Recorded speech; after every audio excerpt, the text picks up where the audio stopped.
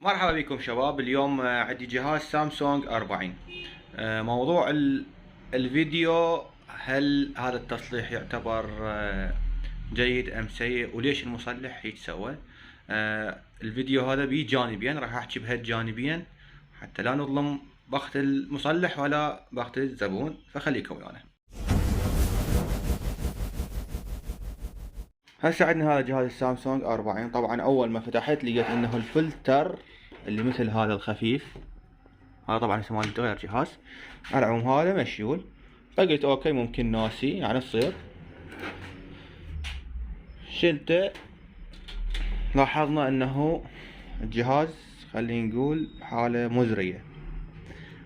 طبعا هنا أنا اكو شغلتين كصيانة، فاني باعتبار انه اعرف شنو اللي كان موجود حتى هي تصلح، راح ارجع باوع على الديفيوزر القى هنا كان اكو حرق. فهذا الحرق حتى يستوجب تعالجه يحتاج تبدل هاي القطعة ويحتاج تبدل هاي القطعة. هذين القطعتين عادة ما متوفرات، في حال توفرت راح يكون سعرها غالي جدا. تمام. ليش ما متوفرات؟ لان اولا الجهاز صار قديم، ثانيا من النوادر تصير. فهنا نجي الاحتماليتين ايضا نشوف هنا يعني صايره هربجي، شي داخل بشي كتصليح.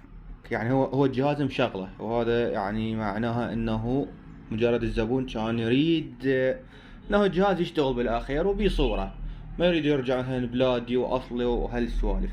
هنا ما نقدر نعتبرها من اجي اشوف هذا التصليح ما اجي اقول هذا ايش مسوي موديه منو. لا بالعكس، هو مجرد مشي مشكله او حل مشكله بابسط الطرق باسهل الطرق.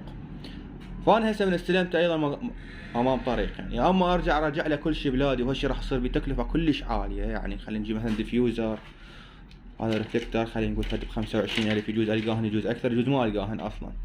تمام. احتاج ادور على هاي المسطره اللي هنا ايضا، وهالشيء هم صعب واحد يلقاه، فراح اضطر اعالجها نفسها. وياها سيد للدات راح يتبدل، يعني راح توصل التكلفه تقريبا يعني يجوز فوق ال100 وهواي همينه. فلذلك الحل راح يكون غير مناسب لا للزبون ولا هذا الجهاز. فاللي راح اسويه انا شخصيا انه راح ابدل المساطر فقط الجديدة، يعني مجرد، وهذني راح ارجع اقعدها، هذني الوساخ تتعالجن، راح ترجع الصورة نوعا ما جيدة جدا.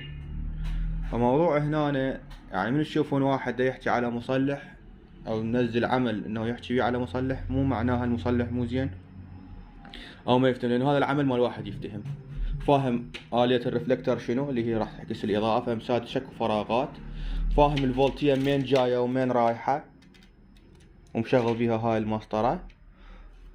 تمام. بغض النظر انه ممكن يعني حلو الافضل كان يسوي، بس حتكون اكيد على حساب التكلفة، وممكن الزبون ما كان يوافق على هالتكلفة، فمشى له اياه بهالحل، وعلى هالحل تقريبا الجهاز مشتغل 6 اشهر.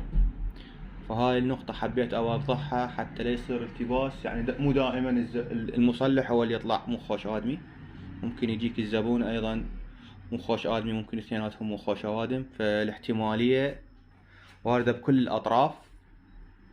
وشكرا لمشاهدتكم.